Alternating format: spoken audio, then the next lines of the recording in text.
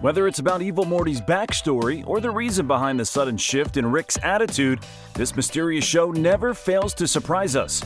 Every single episode of Rick and Morty lets us dive into the depths of the multiverse to find out a new story and uncover a new truth.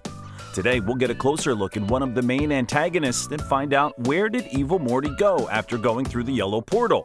In Rick and Morty's universe, Evil Morty is a nickname that refers to a version of Morty who serves as a recurrent antagonist throughout the series.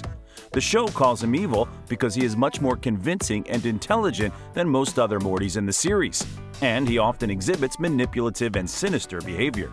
In the series, he is shown to be the mastermind behind several complex and nefarious plans, including taking control of the Citadel of Ricks and using it to get rid of alternate Ricks. Although Evil Morty's exact origins and motivations are mysterious, it's clear that he's one of the most interesting characters in the Rick and Morty universe. In the world of Rick and Morty, the portal gun is a device that Rick Sanchez uses to travel from one dimension to the other and between different universes. Basically, it's a gateway that lets Rick and anyone with him travel anywhere in the multiverse. By now, hopefully, you remember how Season 5 ended, don't you? Well, the real backstory of Rick, why Rick Prime is Rick's target, how the Citadel of Ricks was built, and the dark and twisted secret that binds Ricks and Mortys were all revealed in the end. We watch as our heroes look to escape the pull of a black hole that destroyed both the Citadel and the central finite curve, a carved-out fraction of the multiverse, where Ricks are the smartest men alive in their respective dimensions. The last thing we see is Evil Morty stepping into a yellow portal using all the portal fluid and the blood of hundreds of dead Ricks and Mortys. So, after stepping into that yellow portal, where did Evil Morty go? What's on the other side of the portal Evil Morty fires isn't clear, but it could be anything. The only dimensions Rick and Morty could access before breaking out of the central finite curve were those where Rick was smartest and most powerful.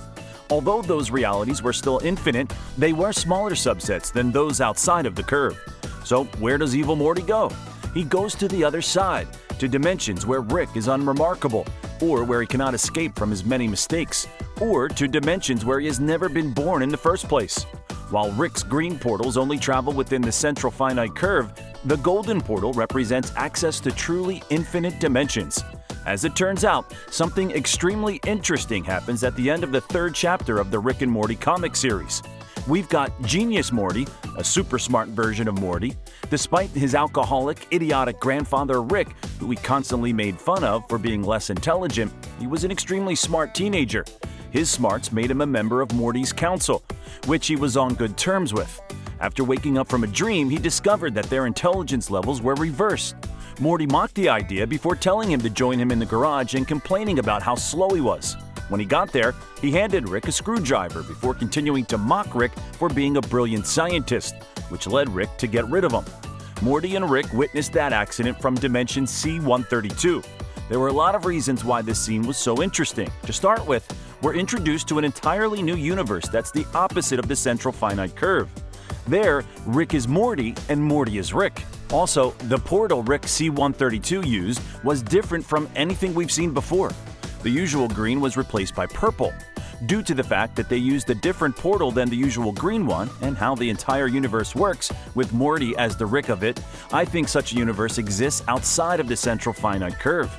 The idea that Evil Morty can go to that dimension and try to gather all the smart Mortys to fight Rick would be somewhat interesting to me if that were the case.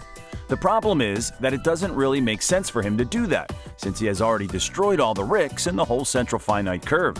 But on the other hand, he failed to destroy the most influential Ricks, which includes Rick C137, Rick Prime, a couple of supposedly influential Ricks from a Red String conspiracy board of numerous Ricks around a tapestry of what could become the Citadel of Ricks insignia. I think Evil Morty is done with the Ricks and will enjoy his life without them as much as possible. It definitely doesn't mean his story is over, and I think he'll make a comeback. But when will Evil Morty come back? The character is still so mysterious, even though he accomplishes his goal. If Rick pulled him back to his original dimension in the series, then that would be a lot of fun, but I don't think it would make sense to make him go back there again just after only just escaping the central finite curve. When and how will he be able to return? As a matter of fact, there's a slight chance, and I don't mean significant, just a slim chance, that he might come back and decide to team up with Rick C137 to defeat Rick Prime, once they both realize he's the reason for the current state of their lives. It really is that way when you think about it. Rick C-137's life was directly affected by him since Rick Prime was the one who killed his family. Then, Rick C-137 built the Citadel, making Evil Morty's life hell. After seeing how much Rick cares about his family, Evil Morty will probably think Rick C-137 is an exception and decide to help him get eternal peace with himself after dealing with Rick Prime. I would love to see Rick and Evil Morty together at that moment.